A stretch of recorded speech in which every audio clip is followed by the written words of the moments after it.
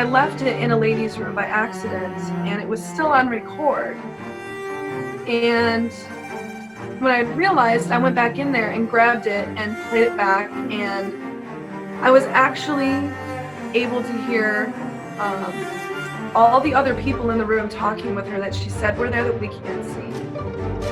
So her husband, her mother, her father, a bunch of little kids that she said were there. Like, she was telling me they were there, you know, when I was feeding her and, you know, doing my routines. And I was actually able to record that, and I was just like, just in awe.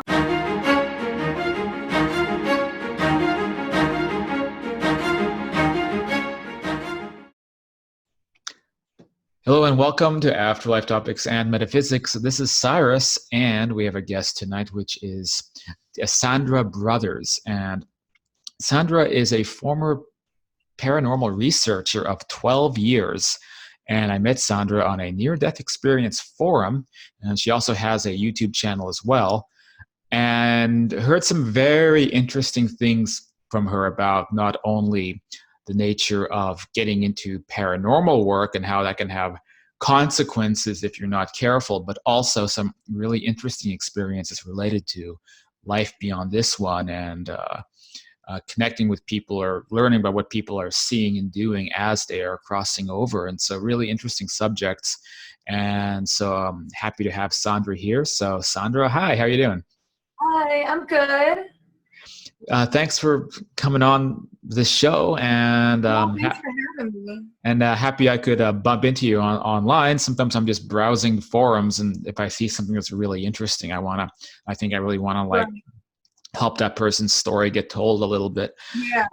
And I think the best thing to do is approach a little bit about your background. So you told me that you were a paranormal researcher for 12 years and you left. So can you just tell us a little bit about yourself, and then how you became a paranormal researcher, and then some of the stuff that began happening. And one more thing is I saw your YouTube, and I see that you kind of do this kind of work, like maybe with your family. Maybe just give us the rundown of how all this went. So I grew up in Michigan, and I moved to Florida in 2004, and I had been having paranormal experiences my whole life, really, but I just kind of brushed them off. My father was atheist. I kind of grew into that atheism and really into science and stuff. But what happened was I went on a ghost hunt for Halloween. You know how sometimes towns will have these like ghost hunts that they will host, and I decided to buy a this is super old, but this is my first voice recorder that was used to capture my first electronic voice phenomenon, EVP. And it was during that ghost hunt that I got 40 Class A EVPs that the town actually used in their historical society afterwards. But wow, let's back up. So wait, you said this was one ghost hunt, and that resulted in 40 Class A EVPs. Yes. Wow, that's like the most successful ghost hunt I've ever heard. Yeah, well, what's really weird is that other groups were there with all kinds of equipment, but they didn't really get much evidence at all. And I was there with them, but I'm the only one that like recorded all this stuff. So it was kind of strange. Like, why did I get all this and nobody else really did? Was this maybe because you have a mediumship ability, and so that's heightened it? Right. Well, I didn't really know that at the time. But this is what you realized later, or no? Yeah. That's something a lot of people report is if you're a medium, that just heightens everything, and then you get access. It's really interesting how that works. Okay, so you had this one ghost hunt, and then this got 40 Class A EVPs, and so the town's historical society. So I guess they take this stuff. They believe in it enough that they would accept EVPs into their society. Right. Yeah. until the Historical Society freaked out about it and shut it down. But Oh, what like maybe, why was that? Was it some kind of like maybe a religious kind of thing? It's like, they ooh, this is were they were a evil. religious organization. Oh, okay, so like, ooh, this is evil. We don't want this here, right? Yeah, Got yeah, it. exactly.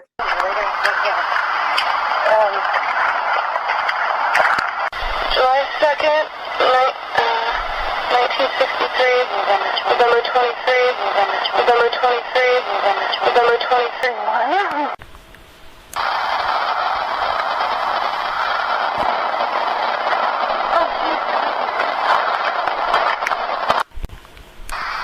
Really, really hard. And really, really hard.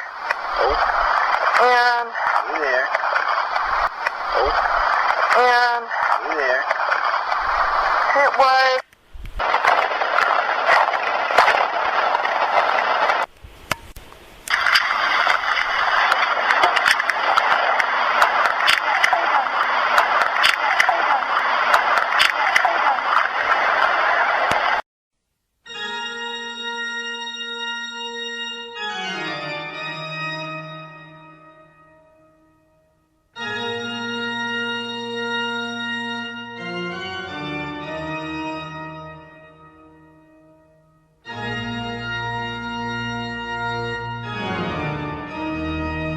So this launched what would be more basically ghost hunting or any other kinds of paranormal Yeah, investigation for like the next 12 years.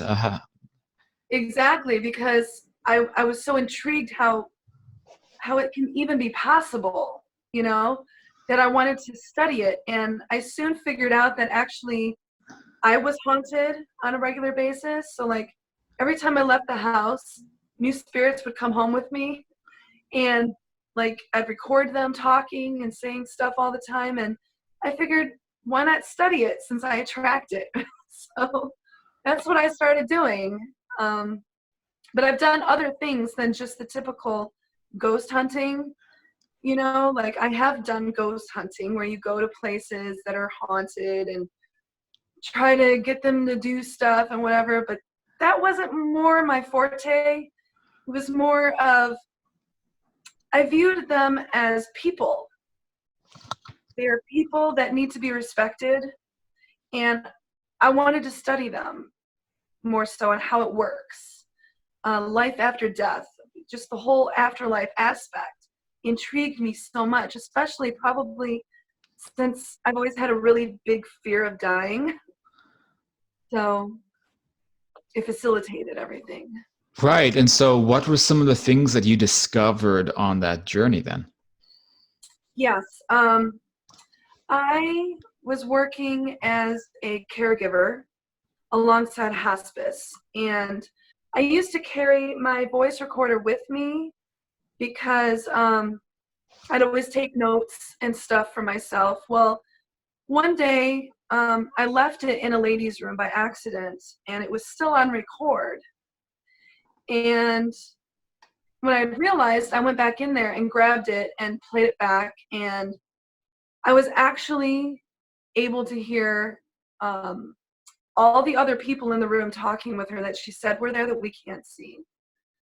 So her husband, her mother, her father, um, a bunch of little kids that she said were there. Like she was telling me they were there, you know, when I was feeding her and, you know, doing my routines. And I was actually able to record that. And I was just like, just in awe. Like I felt almost like I'm blessed, I guess, to have been able to actually like have proof of that. Because Wow. it's So always been a that's speculation. really mind blowing. Basically, so you got it was recorded, so you could go back and listen to it later. So you have a Yeah, patient who is dying in a hospice, and a lot of people report, you know, people who are transitioning, they talk about that they're seeing their relatives, and the materialist skeptic establishment classifies it yeah, as hallucinations because you know that's the world we're living in. right. Um, but with your, you just left it by happenstance, and you started hearing the actual voices of this person's loved ones in the room. Yeah. And Yeah, amazing, really. and so how clear was the recording? You were able to like be able to hear specific words?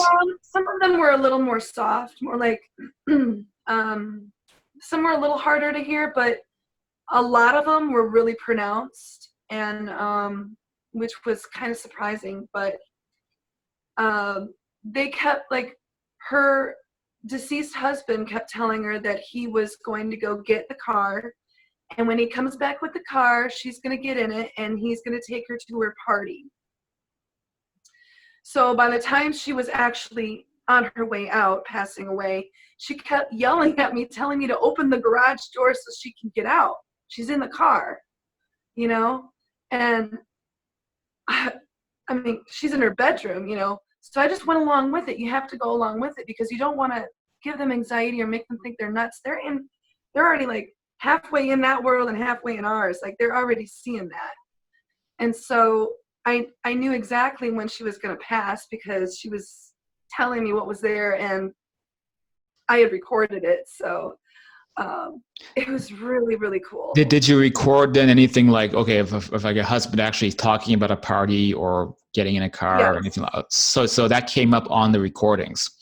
Yeah. So she was talking about it, and then you were getting snippets on your recorder of like, come to the party or whatever it is.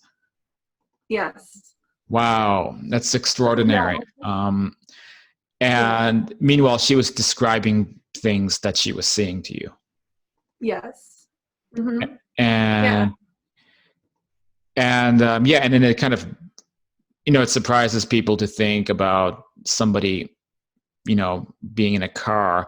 But I will. I think it happens different for everybody, kind of. So that's the one I wanted to mention because you said something that was I think it was a very good point in the group, which was about, the individual nature of people's dying, going to the other side, but it is funny though, because I mean, the perspective we're coming from, or like what I do is like out of body experiences, right? So, and then something that I've seen many, many times, for example, is very normal looking environments, people driving cars and things like that. So for me, it's not surprising to hear somebody transitioning in a hospice and getting up, getting recordings and then talking about getting in a car, right?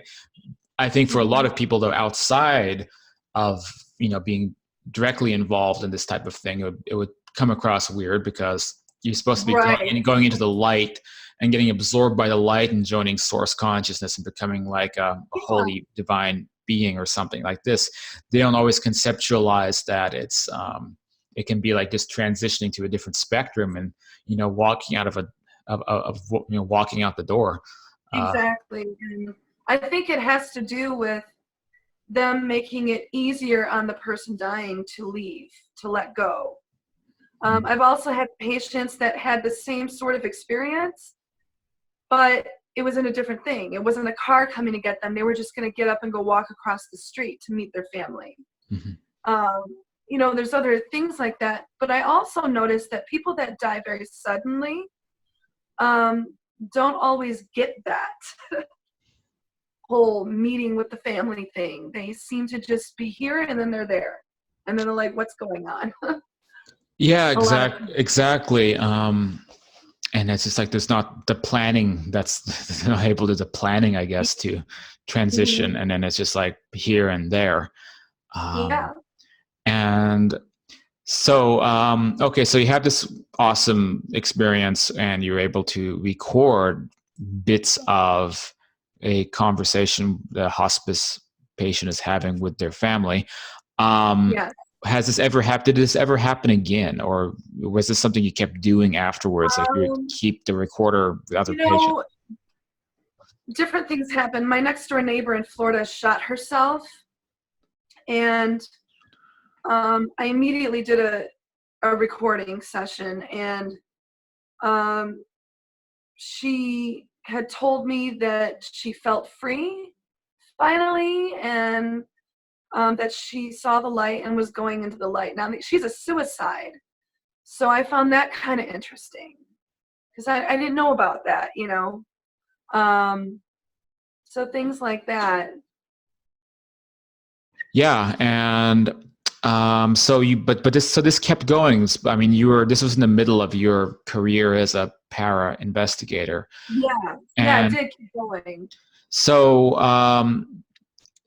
well, real quick, I want to jump back a little bit. So, like for example, with the recordings, are these private, or do you have them on your YouTube page or anything like that? Those ones are private Mm. because of the HIPAA law, and I just felt like it was too personal to kind of put out there.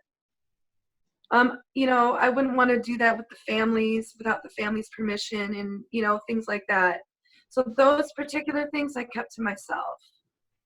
Yeah, makes sense. But I was listening to your YouTube, and you did have really great EVPs, and so I'll put the Yeah. link down there for people watching this to check it out. And I know it's Okay. not active anymore, and you've stopped doing this kind of work, and we'll get into that.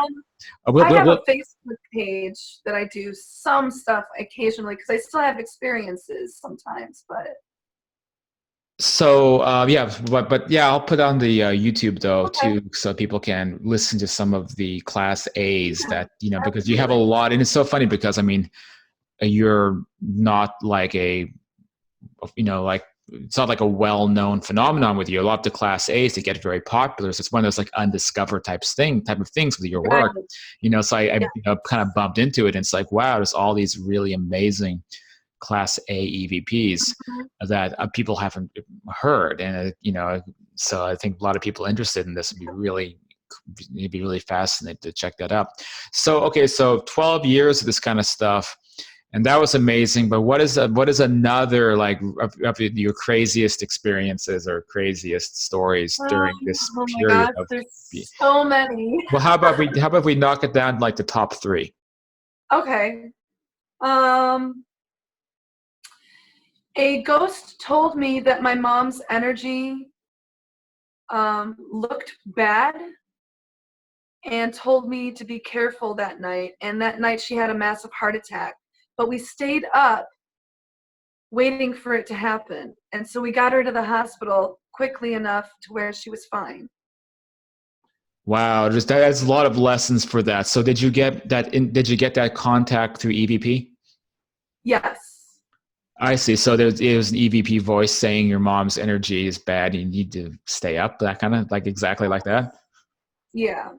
Wow. In my So, house. and this actually goes back to a lot of people do like the healing. They say that things like a disease, it manifests on an energy level like astrally first, so people on the other spectrum can see things when they're about to happen. And actually Jürgen Ziva, who people watching, they will know who that is, recently had a very interesting post talking about how you can heal yourself if you have the ability to go out of your body by healing your astral body, and then this will actually heal your physical body. So a lot of conditions manifest as something being wrong with the energy of your astral body first. So that's actually a big concept in when we talk about healing, and so that makes sense. So you're staying up with her, waiting for something to happen, and then there was a heart attack, and you're able to get right on top of it. Wild. And I mean, it just you can't ignore those things. So if you may not come through EVP, but like if you get a dream, like a dream contact, and somebody's trying to tell you something like that, like it's so important to listen when that kind of thing happens. Do you are you able to think of like a number two story? I noticed that the more you try to communicate, the more they will communicate back. So if you try to communicate, it seems to like rev up the energy or something to where all of a sudden poltergeist stuff is happening, it amps it up. I've had one of my chairs, it was like a metal chair, like levitate to the ceiling and drop. Oh, wow. That was pretty interesting. There was, so this lady I used to do readings for in Florida, I never met her boyfriend, but I physically felt something here that like exploded my eye socket, and I thought I needed to go to the hospital, but I didn't go. Well, it turns out that at the exact same time that I felt that, he had shot himself Oh, wow. in the head.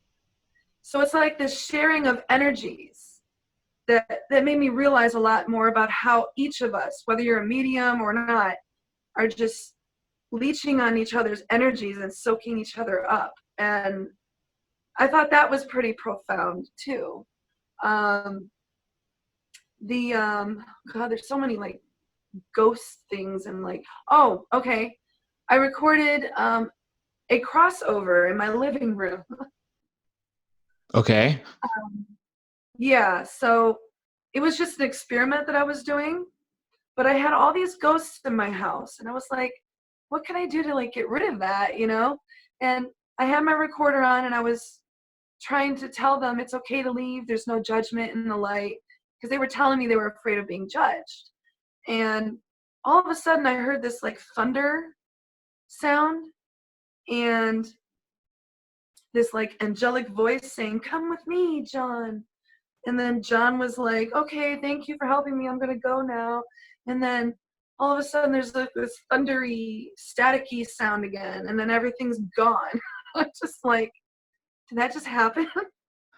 Wow. What I love about this is that it just, it connects so many different things, EVP stuff being connected to the near death experience stuff, being Right. connected to even like the astral projection type of stuff, and the healing. So it's like it links so many areas together, which is Yes. really, and this is all being done through EVP. Yeah. I feel like, have you heard about Sonia Rinaldi? I don't believe I have. I really hope that you go back on the YouTube channel for this and watch Sonia Rinaldi's interview. She Okay. she does EVP and ITC Can I work. hear a noise really quick? It's just my mom walking in the door. Sorry. Oh, no worries, it's fine. Okay. But you will really get a kick out of that because it is crystal clear images and audio, which actually brings me to a question I saw on your YouTube. You were also doing work with ITC kind of stuff, which is like the images, like getting spirit images and patterns and things like that. And Yeah, a little bit. okay, well, did you have any success with that? Not too much, I gotta say. Not too much. Yeah, Just more voices and and, physical things happening, like being touched and things like that. right. Yeah, I mean, that doesn't always manifest for everybody. And so you consider yourself a medium, then you do readings as well. I did. Of course. Oh, yes. Okay. So there's a lot of things you stopped doing. I think we can. Yes. I think we can go ahead and dive into that now. So I know that's the other big part of your story. Not a long story. So I wanted to start things off a bit with a very positive, and being able to connect with the hospice patient and using EVP as a tool to be able to do that. I wanted to mention Rinaldi as well because she's used EVP to connect with patients who are have autism or in comas and they don't speak. Oh, that's really cool. And so she's been able to use EVP to reunite people who they cannot communicate with, and cool. So it's really awesome. And then bringing up what you're saying opens up a whole other dimension, which involves, well, no pun intended, opening up another dimension. Being able to use EVP to in a hospice type situation. So really wild. But anyway, so that being said, so you were in paranormal researcher for 12 years, but then all that came to a stop. And can you walk us through how and why your foray into this whole world ended? Yes. Okay. So when I was talking about recording a crossover happening in my living room, also there was another voice recorded. First time ever in so many years, I recorded what sounded like a demon. And I didn't believe in demons at the time. And its voice sounded like the Exorcist movie. And it said, "Don't listen to her, don't go into the light," and all this stuff. Oh, geez. And then I confronted it, and it told me that it enjoys making me sick and it's going to drag me to hell. Well, I was very sick. I was getting sicker and sicker with things that doctors can't fix, and I'm still sick, but I am getting better now that I'm baptized. But that's a different story. I also noticed when I'm listening to EVPs and doing EVP sessions, I hear the voices change over to that nasty voice sometimes. So it made me wonder how many of these ghosts that I'm talking to are actually just this one bad entity pretending to be all these other spirits to like lure me in or something like that. So I got really, really sick. Every morning I woke up and my lips were blue.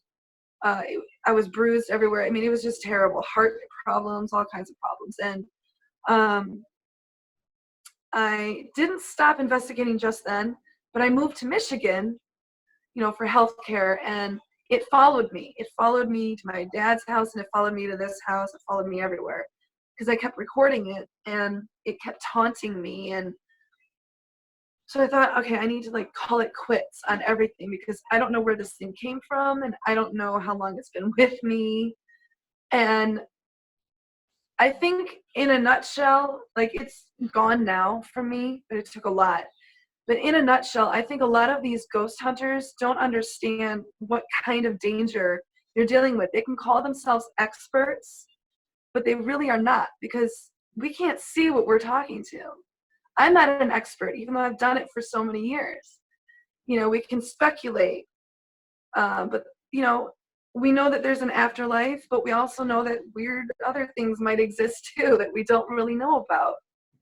And yeah. Yeah, but brings up the issue of people going to something like ghost hunting, and it's almost like recreational, and Right. they only have halfway believe any of it is real, and they don't even care really what happens as long as something happens. So there's ghost hunting shows where back in the day where they want a phenomenon to happen so badly, they say, yeah, sometimes we taunt the spirits or we make them angry as a way to try to get them to manifest. Luckily, I've never done that. Right. And so what I'm curious about, and I don't know if you have an answer, but it's that your work as a researcher, it wasn't even like that exactly. So why is it that you think a negative entity ended up attaching to you? Do you think that any of it could be related to something personal or something about your psychology that attracted it? Or is it directly because of an investigation you did? How could a nice, good person like you end up being followed by something that was attacking you and ruining your health? Right. I have a couple of theories with that. When I was young, I did do some stuff like Ouija boards and stuff like that. That's maybe one thing, but other than that, when I started ghost investigating and everything like that, it was sort of like I just was so open to everything and anything. Things would happen and I would just go right up to it. I wouldn't be scared of anything. I think it sort of maybe used my curiosity, as a way to get in, if that makes any sense. Because I am more curious than the usual person, unfortunately, which is good but bad sometimes. And I'm thinking that it just found me. I don't really know exactly because I haven't done anything bad in my life. I'm not a drinker. I've never done drugs. I don't really know. It started really when I was ghost hunting, though. So it must have been something that I just wasn't aware of that was around, or maybe a place I went to.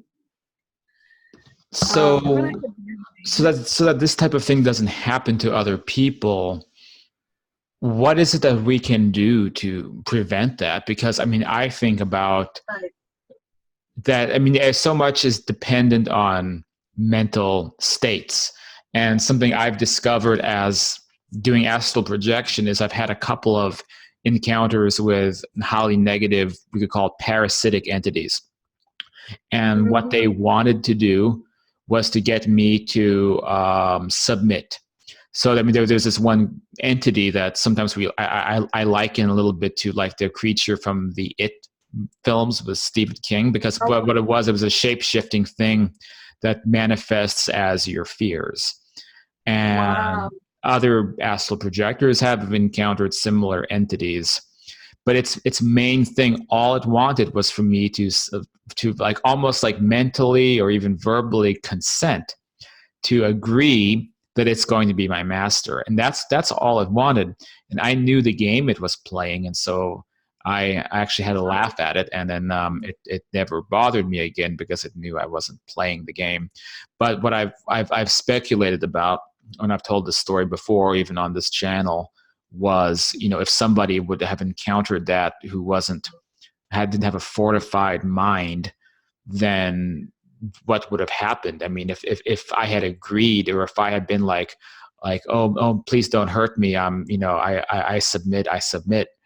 Maybe it would have been a situation like you were experiencing, that it would have brought it in, and then it would proceed to try to attack my health and do all this. So, so almost the question is, if at some point, and this goes, you know, to the metaphorical vampire, and that's literally what, you know, in folklore, like letting the vampire, but like letting the vampire into the house, right? That's the folklore, is that if you give something consent, it comes in. So I guess my question for you is, do you feel like maybe you gave something consent somehow, and maybe did you ever have a dream or some such thing? I gave consent accidentally. I was doing a reading for someone. Something was blocking my energy, and I left. And when I got in my car, I felt like flames were burning me inside, and my heart felt like someone was squeezing it with their hand. And I thought I was dying of something. And I got out of the car, and then all of a sudden I felt it around me, and I felt this thing with me. And I accidentally gave it permission before I passed out. And I said, you can have my body, but you'll never have my soul. Oh, shit. And then I passed out. Oh, shit. Yeah. That's what happened. And then I've been sick ever since. So you know, I was my first time talking to you, and I'm just like speculating about the consent based on what I know, spiritual, you know, metaphysical laws. But sure enough, could have been the origin, which was you saying that, and because that's like a statement of defeat almost, you know, like right. Although I'm surprised it even got so far, but you are a medium, and so that's also a big part, you know, for people listening who are kind of freaking out. If you're a medium, it means that the door is open a little bit. Something can get in further. Yeah, I think we're just easier to be attacked. Like, we get attacked a lot, I guess. And now here's the next thing. Before I open it up to people, patrons who want to ask you anything. Now, there's this funny thing about magic, which is that when everybody agrees that something can do something, then that thing starts to become real. And you mentioned that this stuff stopped after you were baptized. Is that correct? Yeah. Well, I mean, it kind of stopped a little bit beforehand, but everything left like the instant I was baptized. Because I was done in my house just kind of recently, actually, like a month ago. Mm-hmm. And so this was part of the process of purifying yourself from, you know. Yeah, it took me a few years because I'm not one that's into religion at all whatsoever. But for me, I had a religious experience on my own when I was like near death 2 years ago, and I kind of just use that as my own faith-based thing, and I don't label it as a religion. It's my thing with Jesus, but I'm not like, I don't want to label myself, because that's when it gets weird. And so I took those 2 years to kind of really get into what I believe and what I feel from God. And some weird stuff happened that I totally believe it now. Mm-hmm. And nobody told me, nobody coached me. I don't go to church, nothing like that. It's just almost an experience you have to have on your own to understand it. But after the 2 years was up, I felt confident enough to get baptized. But I'm allergic to churches. Sure. Because I'm allergic to like air and food a lot. It's part of my illness. But so like immediately everything cleared out of here. Everything felt so nice. People would come over and they'd be like, wow, it feels really good in here. I went out and they looked at me and they're like, wow, you look really nice today or something. Like, like people couldn't figure it out. And yeah, that's what happened with that whole thing. And I'm actually getting better. Slowly, but I am getting better. And yeah, I mean, and then did somebody say, so you had like a near-death experience as well? I have a pre-birth memory. Uh-huh. And my near-death stuff is more of like the void, or like I'm not dead yet, but on the rim. Anaphylaxis is a thing that I experience kind of often. And something happened to me where I had this dream and God showed up. And then this nurse that took care of me in the hospital doesn't exist, but she was praying for me the entire time. And while she was praying, my anaphylaxis just disappeared without medicine. Okay, wait, so you said nurse that doesn't exist. What do you mean? Yeah, I went back to the hospital to thank her for everything she did for me, and she does not exist. This is the thing, Sandra, is that you drop like a bombshell that's like extremely interesting, and I'm like, okay, hold on a second. Let's just go pull back a second and start from square one again. Okay, so there was a nurse with you in a hospital. And she was praying with you the whole time, and then you find out later on that this nurse does not exist at the hospital. Yes. So like but so you were conscious that she was in the hospital with you, coming to your bedside. Yeah, my mom even saw her with me. But who saw her? My mom. Okay, so yeah, it's almost like this is something else that I want to investigate more, like with my writing. Right. And I need to get Molly's opinion about this, like people who are in this group who are hospice workers and who have a lot of stories like this, because I've heard a lot about sort of like nurses from the other side who pretend to be working in a hospital, but really, well, as religious people would call angels, but it's people who live on the other side who are like, blending in with us in hospitals to be able to help people. But you find out that they weren't ever actually working in the hospital, because what you're telling me is something I've heard quite a few times. And that's a super fascinating concept. And even Jurgen was talking about this when he was dying of cancer. And he's a friend of the show who has some really cool books out. And then he was talking about this angelic nurse but I never followed up with him to find out if it was like maybe a nurse who was not from here. So that's really interesting. So thanks for bringing that up. So yeah, you have so many stories, and I could just keep trying to pull them out of you all night. But I kind of want to just ask, so, I mean, I know you've retired from paranormal investigating. You're not like a public figure or anything. You're not working on Right. projects, I'm guessing. Usually I try to ask guests if they have some project or something that they're coming out with or they want Right. people to know about. But for you, I mean, you've stopped ghost hunting. You just have the old evidence left over from those days, and that's it. Or is there anything you want to I tell us still about get some. I have 4 security cameras recording motion at all times around my house. Mm-hmm. And sometimes we get some stuff. Oh, okay, so it's just still stuff happening. What kind of stuff do you get on the security cameras? There was this, when I was sleeping, there was this like shadow thing that like came up to my face and then moved away. I don't know what that was. We get, I record I record videos with my phone and I capture EVPs over it all the time that are class A. Usually a guy telling me dirty stuff. And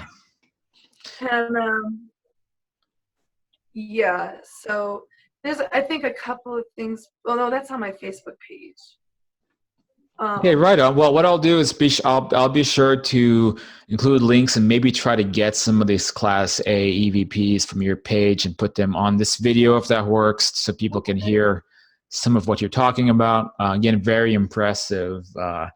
Class A's, yet more proof if anybody needs more proof of these concepts. And so, yeah. But anyway, I want to open it up. Looks like one of our patrons just came back in. So there's a few of you guys here. So I want to open up to see if anybody. I'm something in my eyeball and looking weird, but. No worries.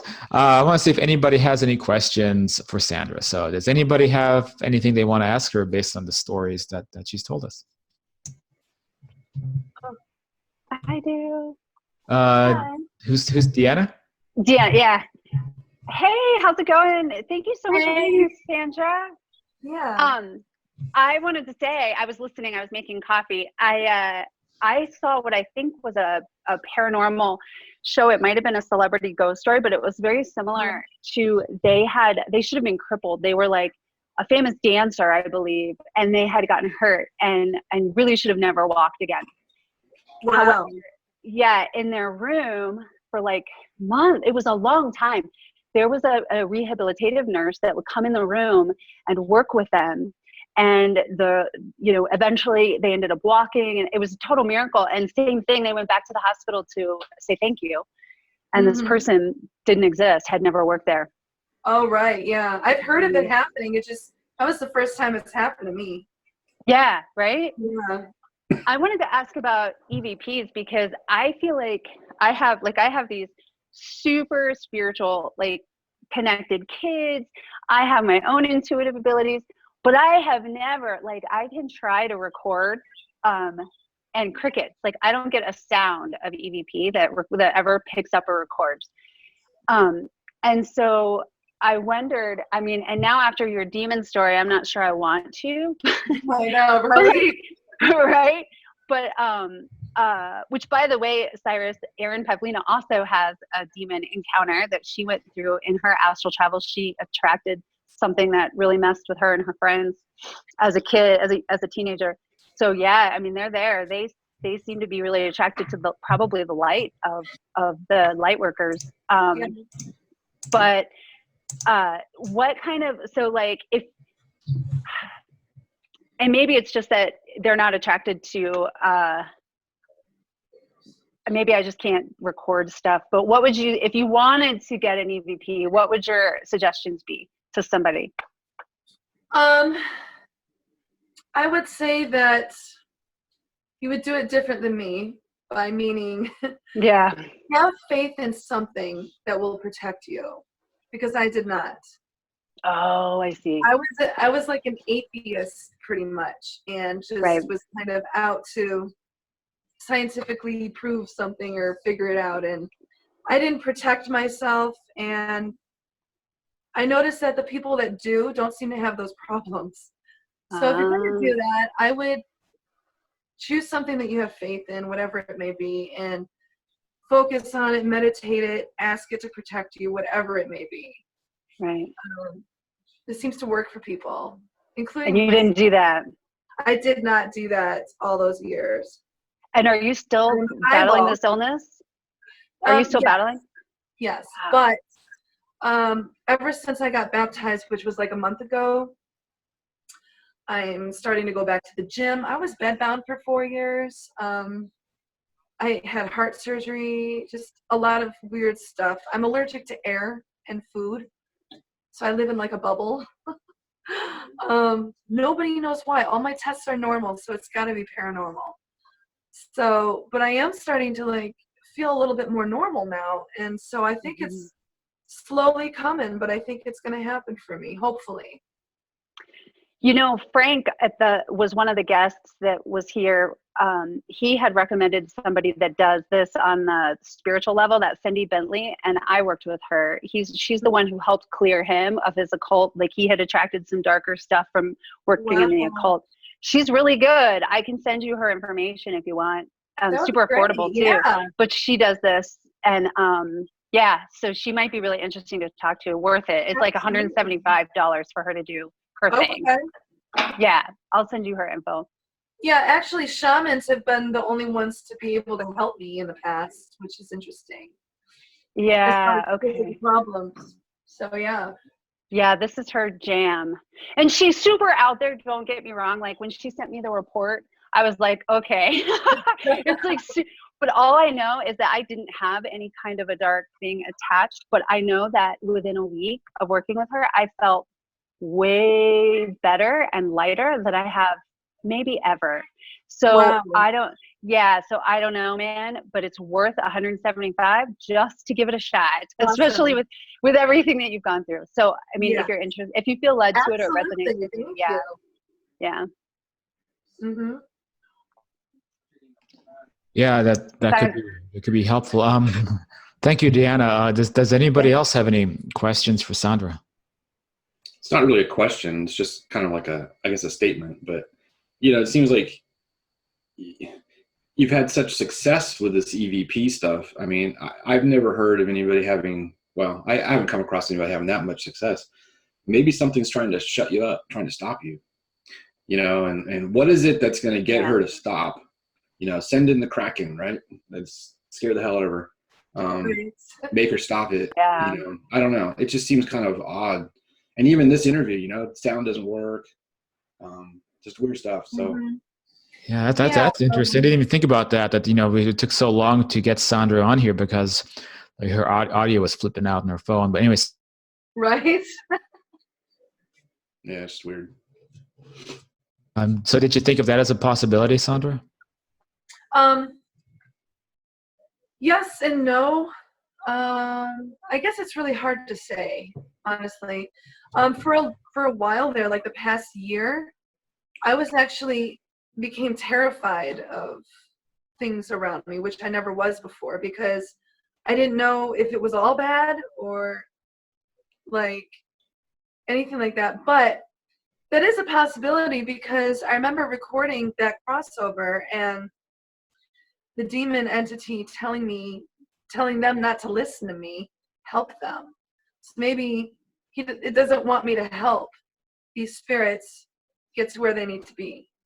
And maybe that's definitely a possibility. You know, I think there's a lot to be learned kind of from this conversation. And, you know, if you kind of dig deeper and look at the bigger picture and look at some of those possibilities as well, and you look at the motivations of negative entities, and even the possibility that somebody could be things could be trying to silence people. And even as this relates to kind of, I mean, some people theorize that it is like there's like a spiritual war, and negative entities are huge, powerful interests that wants people to be ignorant and vulnerable. And what happens if society started waking up? It would leave no room for negative entities to be able to feed, you know, and you know, on the big picture of things, it's like, so the people who do this kind of work are the enemies of those entities. Now, I think the most important piece of advice, or people watching who need something to take away from this, or who are interested in exploring the other side, is exactly what Sandra said, which was to have a faith in something. And doesn't mean you have to be religious, but if you have a connection to like spirit guides, if you've had experiences with these types of things, even your deceased loved ones, but also, I mean, a higher power or systems of higher powers, or even if you want to call it God, and developing your relationship with that and being connected to it, and then being able to step into part of this world, without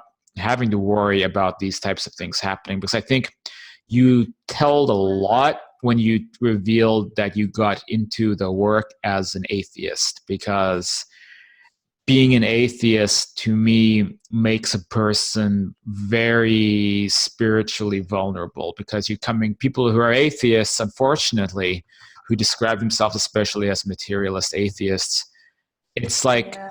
there's nothing there. There's certainly no walls up. There's no defenses. And maybe the extreme disbelief can be its own defense for certain people who have absolutely, you cannot make them believe at all ever in any kind of non-physical thing happening. And I think for some people that does work for them, and so they don't get any experiences, because that is like their belief. That is the thing that's protecting them. It's their More of a curious one. Yeah, exactly. But for you, it was Almost like, agnostic. yeah, okay, maybe the real threat is with agnostics, right? Because didn't Oh yeah. Jesus said, "I'd rather you be hot or cold, but not in between," right? Didn't Jesus say that? That was New Testament. And I think don't know. who knows? But the point of that is, if you one or the other, you're going to have some kind of like a core that will guide you. But if you're like kind of flip flopping around, then I think it can make somebody very vulnerable. So there's a lot to pick apart. So does anybody else have any more questions for Sandra before we kind of start to wrap things up? No? Sandra, do you have any questions for me or us, or any last things that you want to bring up or talk about? I guess, the last thing I just would want to tell people and let them know is, there's so many other people like me that are really, really intrigued with the afterlife and EVPs and stuff like that. All I'm saying is just be careful. Mm-hmm. Yeah. Just be careful. Well, follow the advice from this video and build a spiritual core, a center, Right. Focus on the positive. Don't get involved also if you are in a negative mindset a lot. Yeah. Just things you have to be careful of in that regard. Understand that your thoughts are things, your feelings are things, and what you think you are also attracting to you.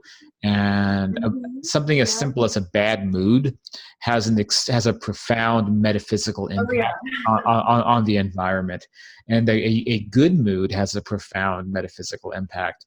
So that's how important the moods are. And if you're usually in the bad mood area, then you don't probably want to be messing around with this stuff.